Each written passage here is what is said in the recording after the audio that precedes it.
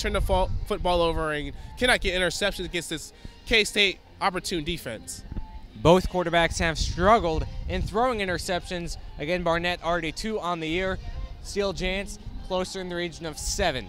So a very mistake, I guess you could say, prone quarterback situation. At times make bad decisions, but if they come out and play their best game here in Jack Trice Stadium, Kansas State could have some issues, and they will look for at least Jared Barnett, who should be getting most of the snaps. We'll be looking for Josh Lenz, their senior receiver. Last week against TCU, had 5 catches, 147 yards, averaged 30 yards a catch, and 3 of those catches were for touchdowns. He threw another as well, and he's a pretty darn good wide receiver that Kansas State has to slow down. Josh Lenz had an outcome party last week down at TCU with his 3 touchdowns and threw for a touchdown as well with a trick play as well.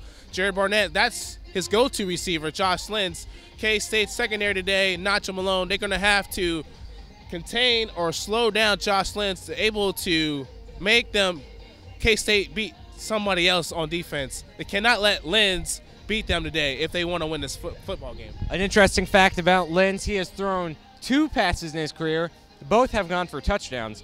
And then, as you mentioned, the man that will be tasked with stopping Josh Lenz will be none other than Kansas State's 2011 first-team All-Big 12 performer, Nigel Malone, and he's a very good one indeed. Has about 8 interceptions in his career. Just talk about the importance of Nigel Malone coming in for Kansas State and basically not replacing David Garrett because they started as counterparts last year, but just the importance that he has been to Kansas State in this season and last season. Nigel Malone last year had 7 interceptions last year.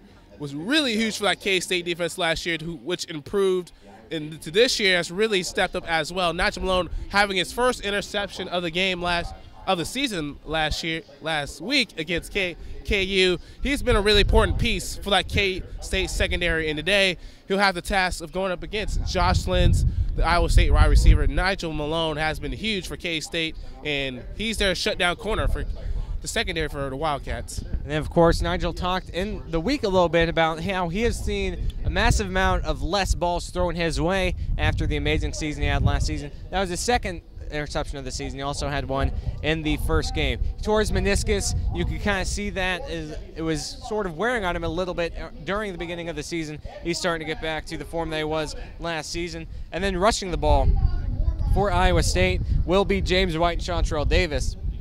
James White should see the majority of the carries, but he has yet to go over 100 yards this season. That's going to be the key for Iowa State. One of the keys to the game for Iowa State is running the football with success. James White hasn't run for 100 yards in the game this year. That's pretty surprising for a guy who ran for over 1,000 yards last year. So James White, they're going to have to get him involved in the offensive game plan early for them to have success in the ground game. Also setting up the play-action pass for Iowa State as well, and Barnett. And you have to imagine, Eddie, if this Iowa State offense, which has struggled at times here again at a very windy Jack Trice Stadium, if they want to score, they're going to have to throw something at Kansas State other than the normal run-pass play. As they did last week with the trick plays, they're going to have to throw some trick plays in there somehow against the K-State defense, who was fooled twice in the special teams game last week against Charlie Wise in a special teams game early in the first half. So they're going to have to throw in some trick plays in there, gamble a little bit in order to stay in this football game today against K-State. And then, of course, a very good Kansas State defense that's coming in here today, led by Arthur Brown. We already talked about Nigel Malone, and Arthur Brown, you basically don't need to say anything else about him. But let's talk about the upsets that Iowa State has had in their history. You look at it in 2009, a 9-7 victory over Nebraska in Lincoln. And then, of course, a year later, they took down a ranked Texas team in Austin. We all know about the Oklahoma State victory in this stadium last year. And then last week, they took down TCU. So I guess you could say, if you're Kansas State fans, I guess the positive of that is 3 of those upsets came on the road. Yeah, 3 of those on the road in hostile territory. And also the one, of course, we keep mentioning last year, right here in this very building against Oklahoma State, who had a chance to go to the next title game but could not get past Iowa State. So again today, K-State, they're going to have to be on their pins and toes if they're going to win this game. Now let's take a look around the Big 12. Let's go ahead and start with the big game of the day. That is between Texas and Oklahoma and the Red River Shootout, and that has taken place in Dallas. And just about 76 minutes, the same time as this game. Really, you look at that game, and both teams need to get a win. Texas last week lost to West Virginia at home. Oklahoma still hurting a little bit after that loss to Kansas State. Norman. Texas last week falling to West Virginia, a tough loss on the road after having a chance to almost win the game pretty much against Geno Smith and the Mountaineers. Today they got to go against another good quarterback in Landry Jones. And the defense this year for Texas, who's been kind of a letdown this year already, giving up a lot of points to Oklahoma State and last week to West Virginia. And Texas are going to have their hands full today. They will, and then, of course, we'll see if Landry Jones can get back to his normal self. Had a handful of turnovers against the Wildcats.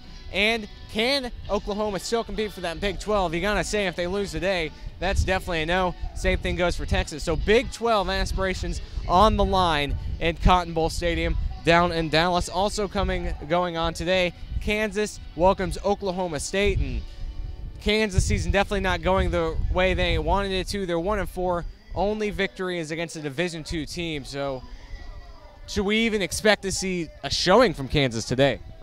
It's going to be tough for Kansas today. That's all I'm going to say on that. Oklahoma State, they got a high-powered offense. Last week against K-State, KU gave up a lot of points, and I expect Oklahoma State to move the ball up and down against KU, who's really struggling this year for Charlie Weiss in his first year. Charlie Weiss is also concerned about that Kansas student newspaper, as Blake Schuster has been basically warned not to ask questions about the press conference, so things definitely not going the way Kansas fans wanted to in Charlie Weiss's first year. And then another big game, the other team that is on upset watch in the Big 12 this week, West Virginia strolls all the way out west to Texas Tech to take on the Red Raiders. Should West Virginia be concerned about this game with Texas Tech? I don't think so. Last week they were in the state of Texas in Austin playing against the Longhorns, and they came out there with no fear, showed no fear whatsoever in playing the Longhorns. Weren't intimidated at all, led by Geno Smith, their Heisman candidate quarterback. I expect them to go down there and take care of business against Texas Tech, who's coming off a loss against Oklahoma. As I've said earlier, if you're West Virginia, you got to expect to be in a lot of close games because they don't have a defense. Gave up 63 to Baylor, but there's West Virginia. And then finally, the last game in the Big 12 today, TCU is heading down to Waco again to take on the Baylor Bears. We saw Casey Paul Hall without him last week against Iowa State. They struggled. No Wayman James. Michael Tucker is questionable for the game. What should we expect to see from TCU? TCU, pretty much a bad loss last week against Iowa State without their starting quarterback who's suspended. TCU today, they have to go on the road down to Baylor to play pretty much Nick Florence and the Baylor Bears today. Can they stop them? We'll have to find out. TCU, they have to be on their A game on the road. It's going to be tough to go down there and play against Baylor. So it's going to be a tough game for TCU this afternoon. Let's get back to the game at hand, Kansas State and Iowa State. And as you can see, the wind is blowing, the field is wet. How much does weather play in this game?